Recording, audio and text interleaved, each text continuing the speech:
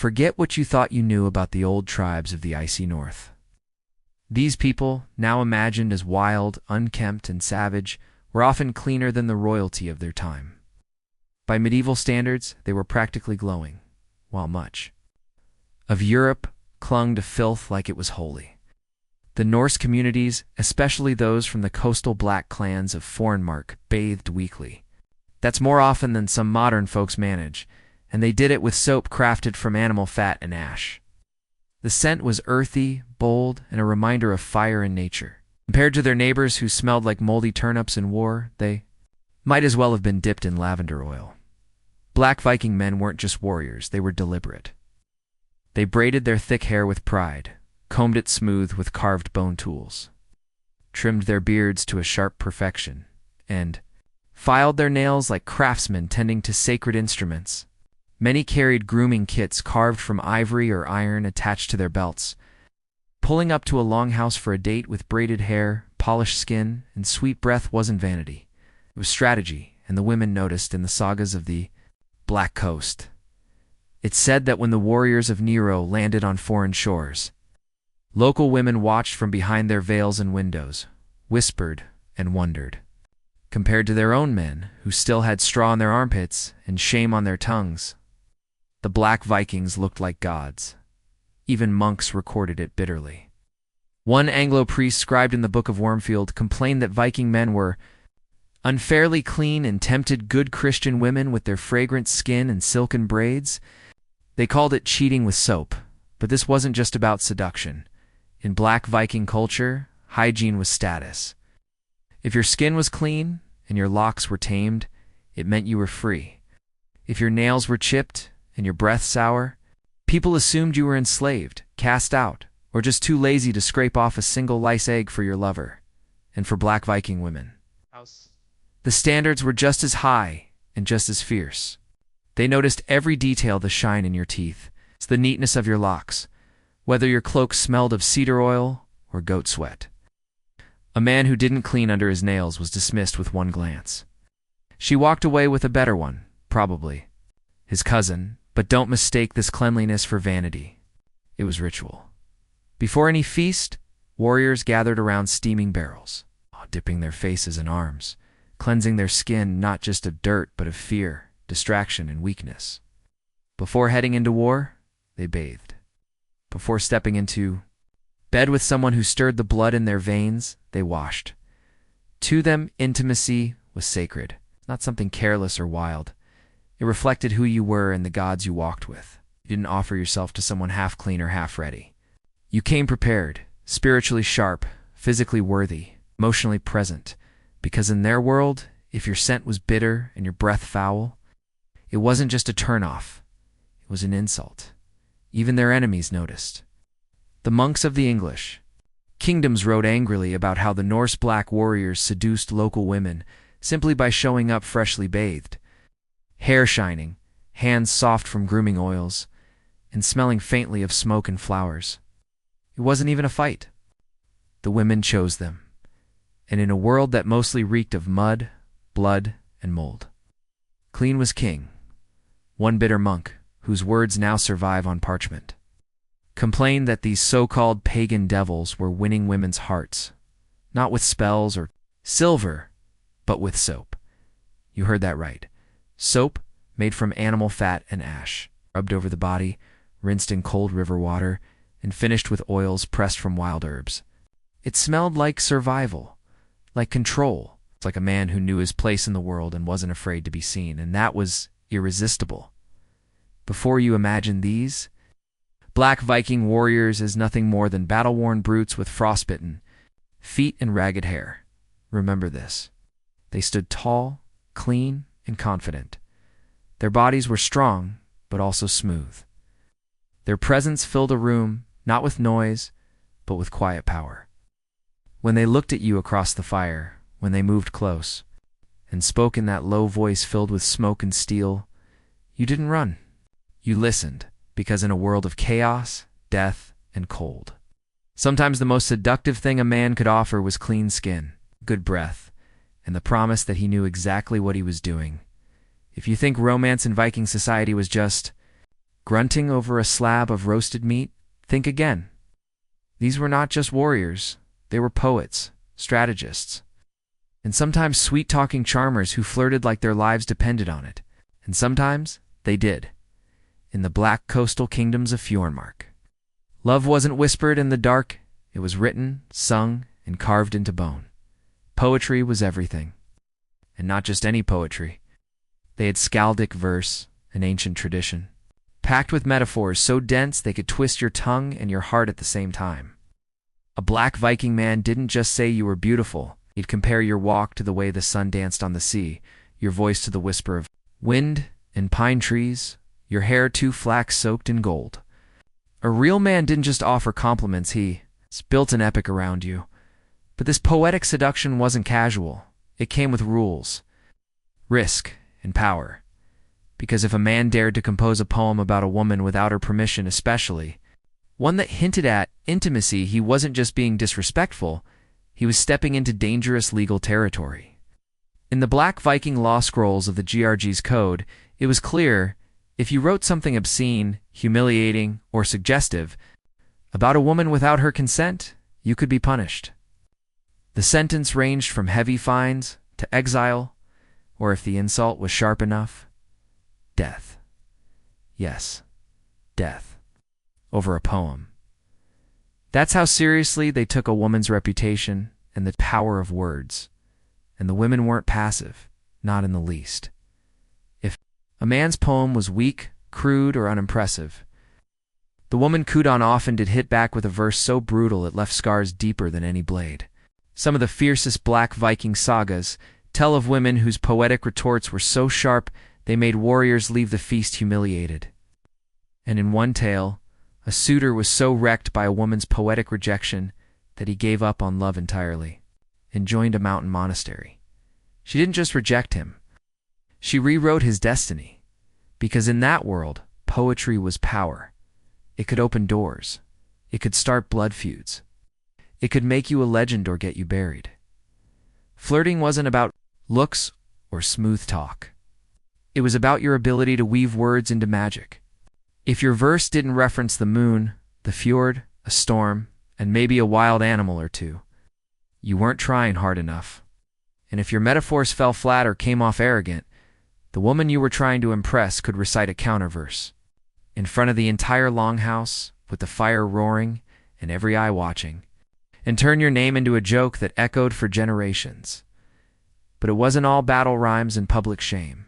When two hearts aligned, when the metaphors hit just right, when a woman smiled at your verse instead of smirking, that's when magic happened. Two minds met through rhythm and rhyme. Two souls danced before they ever touched. And in that rare silence between verses, love lived still. One wrong word could destroy you. In Black Viking culture, poetry was seduction, reputation, and justice all at once. You didn't speak someone's name in verse lightly. You earned that, right? And if you abused it, you didn't just face rejection, face the law.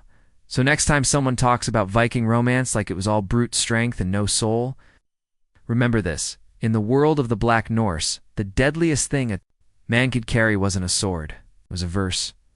Romance in the Black Viking world didn't always begin with poetry. Sometimes it began with livestock, land, and long conversations between families over salted fish and steaming stew. Because marriage wasn't just a personal matter, it was a community contract, a political alliance, and sometimes an economic rescue plan. When a Black Viking man wanted to marry, he didn't just walk up to the woman with charm and confidence. He sent his father, his uncle, or his most silver-tongued friend to negotiate with her family. It wasn't flowers and candlelight. It was her worth measured in fertile soil, the strength of his back, the size of his herd, and sometimes weather. The family needed to offload a daughter known for speaking her mind too boldly at the dinner table. Technically, a free Black Viking woman had a say in the decision. She could refuse a suitor, and in many cases, that refusal was respected. But in truth, her voice had to push through a chorus of opinions from elders, uncles, and community elders who all thought they knew what was best. Some sagas speak of fierce women who stood their ground, refused marriages, and shaped their own futures. Others speak of girls who ran away in the night, rather, than face a binding match they didn't choose. But this society wasn't heartless. If a woman was forced into marriage, she had legal recourse. She could end the union by making a public declaration 3 times in front of witnesses. No judge, no papers, just her voice. Once at the front door, once at the longhouse gate, and once beside their bed. That was all it took. A bold goodbye, said with fire and finality, and the marriage was dissolved. In the Black Viking world, that was enough. It wasn't about dragging a man through courts or begging for freedom. She said it loud, clear, and with enough witnesses, it was over. The community heard her, and the gods did too. Still, there was tension in the laws. One moment, the sagas condemned bride abduction as illegal and dishonorable. The next, they praised it in poetic songs. Some longhouse tales celebrated men who stole their brides from rival clans, carried them across rivers, and won their hearts through boldness and passion. Mixed messages weren't uncommon. What was frowned upon in law was often romanticized. In verse, this duality reflected the chaos of love in a world where honor mattered more than feelings. A woman might be praised for her independence in one story and punished for it in the next. A man might be admired for negotiating a fair union, or envied for taking what he wanted. And then there were the marriages that were anything but equal. Some women entered homes not as wives, but as concubines. Bed thralls, as the law called them. Often enslaved, often voiceless. Their role was to serve emotionally, physically, domestically. Consent wasn't always expected. Their lives were shaped by ownership, not partnership. And yet, even in this, the Black Viking world left room for rebellion. If a wife felt unloved, neglected, or mistreated, she could leave. If a man failed to perform not just in bed, but in loyalty, leadership, or care, she didn't have to stay. She could walk, speak her truth, and start again, because marriage, though sacred, wasn't a prison. In the stories passed down by firelight, in the echoes of longhouses built from ash and cedar, love was a risk. A gamble with no guarantees, but even in its failures, the Black Viking world offered a kind of freedom rare for its time. You didn't need permission to protect your peace, just your voice, and in a world ruled by swords and sagas. Sometimes the boldest thing a woman could do was say no, and let the wind carry her name into legend. In the lands of the Black Norse, love didn't always wait for marriage. Marriage didn't always begin with love. The rules weren't written in stone. They were carved into custom, wrapped in firelight, and flexible enough to stretch when life demanded it. Let's start with the women known as bed thralls, not wives, not equals. Concubines often enslaved, sometimes taken during raids, sometimes born into servitude. The law named them companions, cooks, and lovers, but not all of them had the right to say no. Their consent was often more symbolic than real, and their place in the household was based on utility, not affection. Some wives accepted their presence, some raged in silence. Others took their anger straight to the community circle and demanded change. Because in the Black Viking world, a woman who had been humiliated wasn't expected to stay quiet. She could confront, accuse, and walk away with her dignity intact. And if her husband wasn't fulfilling his duties emotionally, physically, spiritually, she didn't have to suffer in silence. She could suffer out loud. And she could leave. But not every relationship in Viking society came with ownership and vows. When it came to premarital love, the Black Vikings were far more open than their medieval neighbors. While Christian kingdoms obsessed over virginity and purity oaths, the Norse understood that life was short, winters were long, and passion didn't always wait for ceremony. A past relationship didn't stain a woman's worth. What mattered more was how she carried herself, her skill, her wisdom, her strength, not the purity of her bed. A woman could have loved before marriage and still be seen as valuable. The only time eyebrows truly raised was if the love was scandalous, if it involved another man's wife, a rival's son, or created tension between clans. Even then, families didn't build towers or forge chastity belts. They asked questions. They made judgments. but they didn't destroy her for it. Virginity wasn't a prize, it was a detail. Her worth was measured in the way she walked into a room, the way she managed land, negotiated trade, defended herself in court. Romance was a part of her story, not her identity. In fact, the sagas praised bold women, those who claimed their desires, pursued who they wanted, and didn't flinch under the weight of judgment. The kind of woman who could swing a sword and speak her mind in the same breath. The kind of woman who didn't wait to be chosen. She chose. That wasn't just celebrated. It was survival. Because in a harsh world of ice and blood, a partner had to be more than pretty. She had to be strong. She had to know how to lead, to build, to endure. And if she had loved someone before, if she had lain beside a man before marriage, the gods didn't strike her down. The ancestors didn't curse her. Life went on. Still, there were boundaries. A man who bragged about a past lover especially, one who hadn't given him permission to speak of it, could face consequences. In Black Viking law, boasting wasn't just rude, it was punishable. Kiss and tell wasn't just frowned upon. It could cost you your name, your land, even your freedom. Respect mattered more than reputation. So in the warm glow of longhouses, where laughter mingled with smoke, where warriors drank beside healers and elders watched with quiet wisdom, love was fluid, passion was common, and judgment came only when pride stepped out of line. They believed in personal agency. They believed in second chances. And they believed that what happened between two consenting souls was nobody's business unless someone made it so. If you think today's love stories are complicated, wait until you step into the world of the Black Norse gods. These weren't the tame, obedient figures you find in temple scrolls or church windows. These were divine beings with hunger, desire, chaos, and an unshakable need to rewrite the rules of romance, identity, and power. Start with Frio, the god of fertility. Frio didn't whisper blessings gently. He thundered them into existence. Statues carved in his honor showed him with bold, confident features and an energy that didn't just suggest fertility, announced it. His rituals weren't subtle. Crops were planted under his gaze. Children were conceived in his name. The people danced around fires in the shape of his power. Frio didn't ask for devotion. He inspired it. And then there was Laka.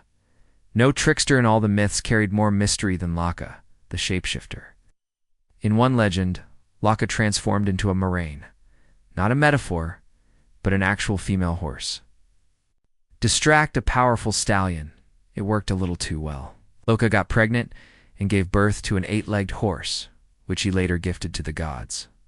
No shame, no apology. Not just another day in divine chaos. Stories like that weren't meant to shock. They were meant to teach. In the Black Norse world, the divine was fluid. Gender wasn't fixed, love wasn't boxed in, and desire didn't have one shape. The gods lived wild lives, not because they were evil, but because they reflected how unpredictable, messy, and deeply human love could be. Even the mighty Thor wasn't spared. In one tale, his hammer was stolen. To get it back, he disguised himself as a bride, veil and all, and walked into the enemy's feast, pretending to be a bashful woman. It worked. The hammer was returned, and Thor stood up at the table, tore off the gown, and laid waste to every guest in the room. The guests were confused. The hammer was home. The lesson was clear. What did this mean to the Black Viking people? It meant the lines between masculinity and femininity, between power and vulnerability, weren't rigid. They were bendable, challengeable, even sacred in their instability. The gods could shift shape, change roles, blend identities, and still remain powerful. So could the people. And if the divine could love in wild, unpredictable ways, so could mortals. These myths didn't just entertain. They shaped expectations. They said, yes, it's okay to be different. Yes, it's possible to be a warrior and still shed tears. To be a man and still practice magic. To be a woman and still lead armies. To fall in love with someone your family didn't expect, because the gods had done worse and lived to laugh about it. To the Black Norse, love wasn't neat. It was wild, inconvenient, unpredictable, sometimes messy, often magical, and always sacred. Their gods didn't live above the clouds untouched by human urges. They lived in fire, wind, sea, and story. They loved fiercely. They betrayed foolishly. They forgave rarely. But through it all, they reflected one truth: that love, in all its strange and sacred forms, belonged to no single rule. It belonged to those brave enough to live it in the Black Viking world. The worst thing a man could be called wasn't a liar or a thief, it was urgy. That word alone could turn a feast into a duel and peace into bloodshed. It meant unmanly, soft, submissive in ways no warrior ever wanted whispered behind his back. It had nothing to do with who you loved. It had everything to do with how you carried yourself. Strength was more than muscle. It was presence. It was dominance. In battle, in courtship, in community life. If a man was seen as passive or too gentle, people didn't just mock him. They questioned his identity, his honor, his worth.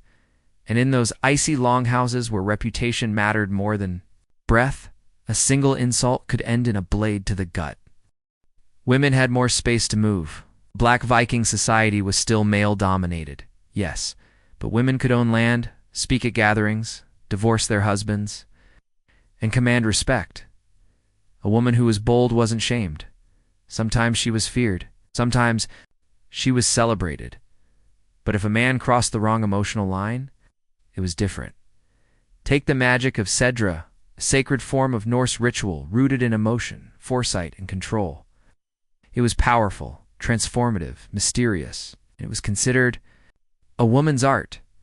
If a man practiced Sedra, even if he did it well, he risked being labeled unmanly. People imagined him not just casting spells, but crying, weaving, whispering like an old seer beside a fire. They didn't see strength. They saw shame. Even though Odin, the Allfather himself, was a master of Sedra, the double standard held. When Odin used it, it was strategic. When an ordinary man used it, it was suspicious. Another law for kings, another judgment for everyone else. That didn't stop some men, but it did mark them. In the eyes of the community, in the weight of whispered stories, in the names carved onto wooden beams in the corners of longhouses, and words were weapons. If someone called you Argry or Rager, both sharper, deadlier versions of Urgiu, had every right to respond with a challenge. Not in court, not with a priest, with a duel. 2 men, 2 swords, no armor. Just fury and pride under the early morning sky. Because in Black Viking law, insults could kill your future. If your masculinity was questioned publicly and you didn't fight back, you lost face, you lost honor. And in a small community built on loyalty and fear, that meant you lost everything. But if you called someone out and couldn't back it up, the shame was yours, so people didn't insult lightly. They measured their words like they were weighing gold, because one slip, one joke gone wrong, could leave blood on the ground and a family mourning by the fjord. These duels weren't just ego fights. They were legal battles wrapped in steel. They didn't always come from truth.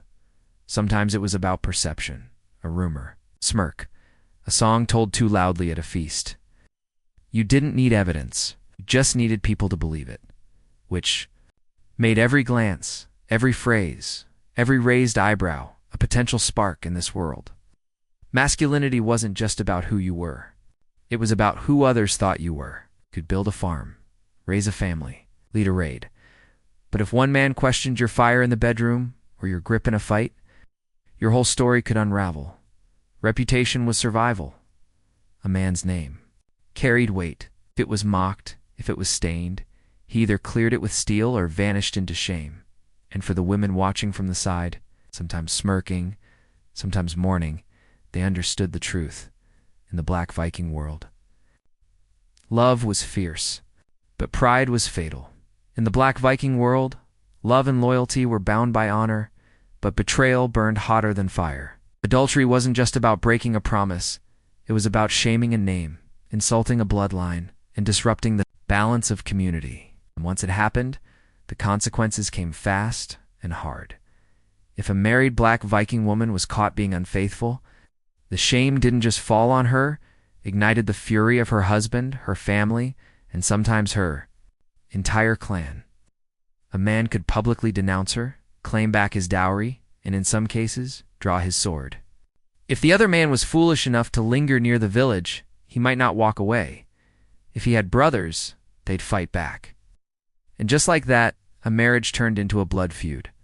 But the law didn't only protect men. A woman had rights. Too, if she discovered her husband was sleeping with someone else, especially another man's wife, she could demand justice. And if he wouldn't listen, she didn't need permission to walk away. She could declare the marriage over in front of witnesses, claim her share of the farm, take the children, and leave with her head high. No priest, no waiting period. Just her voice and her proof. The law said so, and the community stood behind her if she made her case right, but justice didn't always stay clean. There were rules. To accuse someone of adultery, you needed evidence.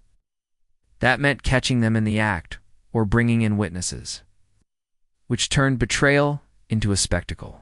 People whispered, gathered, stared. Family dinners turned into courtroom dramas. Feasts became arenas of side-eyes and quiet rage. And if the law didn't move fast enough, vengeance did. Barns burned. Doors were kicked in. Hunting trips ended with suspicious accidents. Because in the world of Black Vikings, honor didn't wait for paperwork. Still, people cheated. Humans did what they've always done. Desire overruled caution. Affairs bloomed in shadows in the corners of longhouses, in the stolen glances near fire pits. But the fallout was never small, because adultery wasn't about guilt, it was about insult. It questioned your power, your pride, your ability to hold a household together.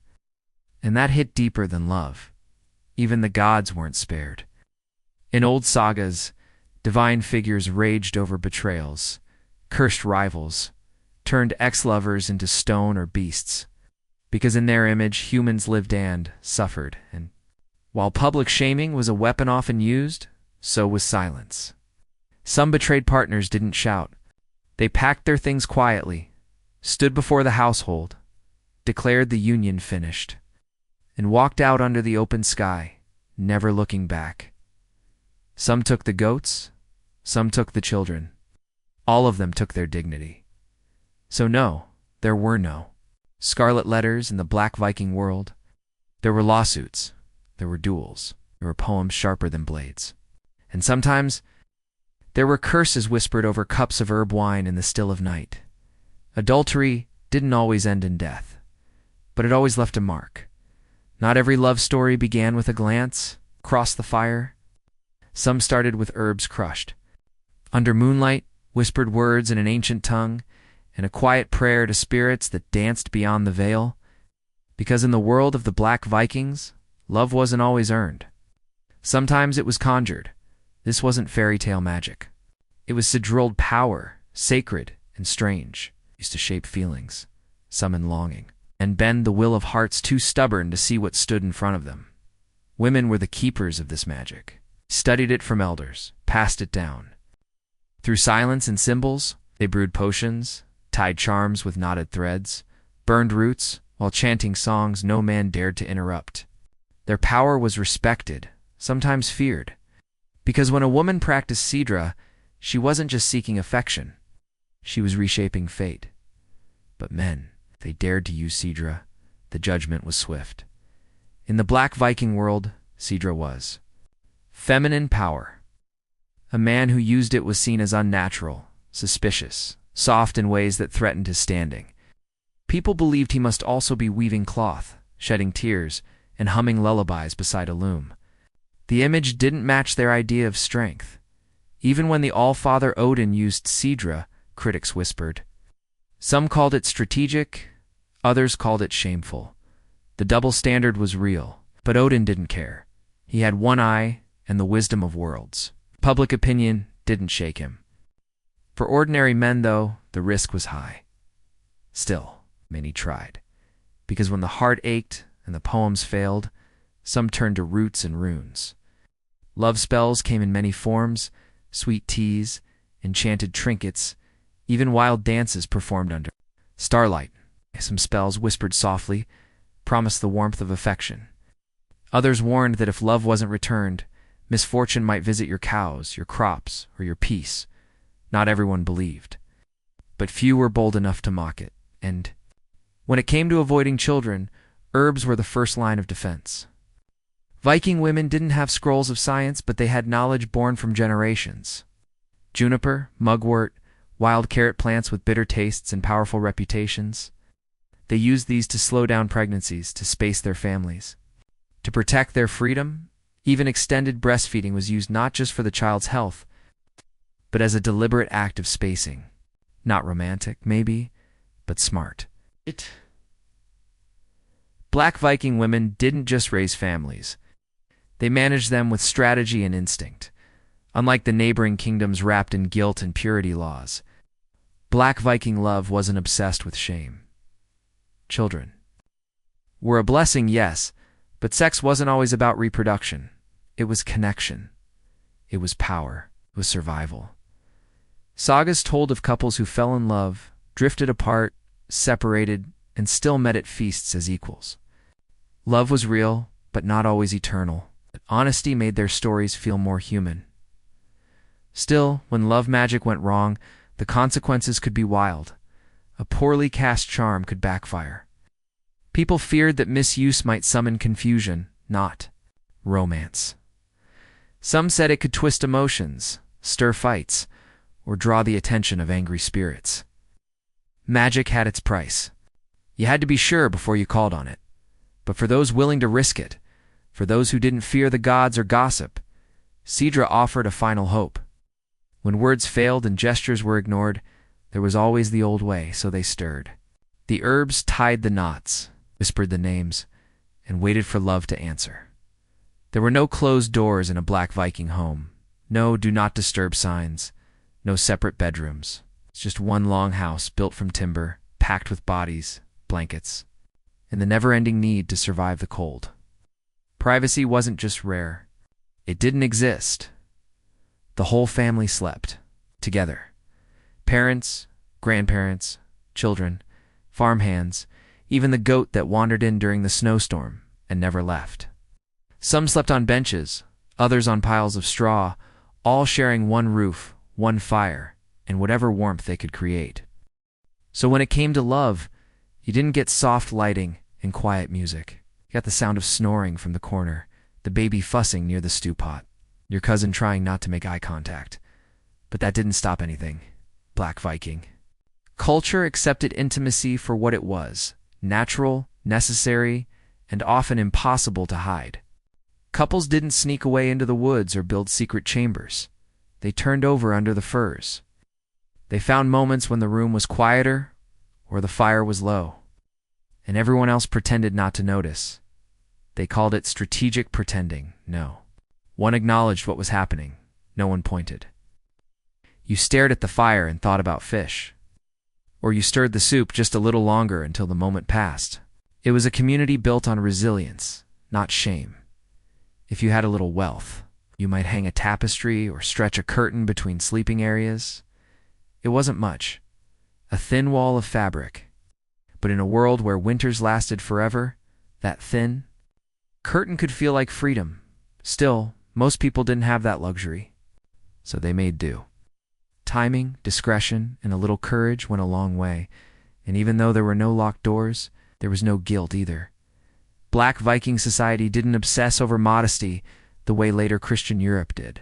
Physical connection wasn't dirty or secret. It was part of life, like farming, fishing, or fighting off a rival clan. No one gasped when two people fell in love. No one punished a couple for being close. They just didn't want to talk about it. While grandma was sitting 3 feet away, even children were often conceived in crowded longhouses with 3 generations nearby. And when the baby arrived, no. One asked questions. He passed the child around, wrapped it in furs, and sang old songs about gods who had done stranger things in stranger places. If you truly needed to be alone, maybe you snuck outside, found a quiet corner behind the barn, or waited until the household snored like thunder. But that wasn't always an option. So love in the Black Viking world wasn't private. It was practical. It was bold. It was understood. You didn't need a bed of roses, just a warm place, a trusted partner, and a moment when no one was listening too closely, because in that world, passion didn't wait for privacy. It made space inside the noise. Weddings in the black, this Viking world, weren't just about love. They were about alliances, land, livestock, and legacy. When two people came together, it wasn't a private moment. It was a gathering of clans, a contract between families, and a celebration that shook the longhouse beams for days. The bride didn't walk down an aisle. She stepped forward with her hair unbraided, the sign that her maidenhood was ending. Sometimes she wore a necklace passed down from ancestors, heavy with myth, each stone tied to a story. The groom retrieved his ancestral sword, not for violence, but as a symbol of protection and responsibility. It said, "I'm ready to build with you, fight for you, rise beside you." And the community watched. Everyone came. Elders, cousins, friends, even that neighbor who always had something to say. There were feasts, songs, and stories. The fire burned high. Ale flowed thick. The air held the weight of generations. Because in this world, a wedding was more than romance. It was a statement. We stand together now. Our names are bound. But it wasn't just celebration. It was duty. The couple had to seal the marriage. And in some places, that sealing wasn't assumed. It was witnessed. Yes, there were communities where a few chosen relatives stood outside, the curtain, torches in hand, listening to make sure the union was real. Not out of curiosity, out of necessity. Because this wasn't just about love. It was about inheritance, property rights, and future alliances. If the union wasn't consummated, someone might challenge it later. And when bloodlines determined land, power, and peace, the stakes were high. Not every community required witnesses. In many places, it was just assumed, or proved through confident storytelling over breakfast stew the next morning. But the expectation was clear. The marriage had to begin completely. There were rituals too, drinking from a shared horn, hands clasped over a sacred blade, prayers offered to the gods. Thor's hammer was sometimes laid in the bride's lap, symbolizing strength, fertility, and divine protection. Honeymoon wasn't just a word. It was a tradition. Moon's cycle of drinking honey wine every night to encourage fertility and connection. Sweet, potent, unforgettable. But not every marriage began with joy. Some were arranged. Some were strategic. Some were tense. And yet even in those unions, there was room for change. A black Viking woman could walk away from a marriage that no longer served her. She could declare it over with her voice alone, witnessed by the same community that once blessed her union. She didn't need permission. She needed strength and the truth on her tongue, because marriage in this world was built on presence, on partnership, on public commitment. It wasn't hidden. It wasn't whispered. It was sung aloud, carved into the walls of memory. And it worked when two people loved, not just with passion, but with purpose. It became something sacred. Their union was more than a legal tie. It was a foundation strong enough to hold a home, raise warriors, plant crops, and carry stories across generations. Because in the end, love in the black Viking world wasn't soft. It was fire. It was weight. It was legacy. And when two hearts stood before their people and chose each other, they didn't just marry for themselves. They married for everyone watching.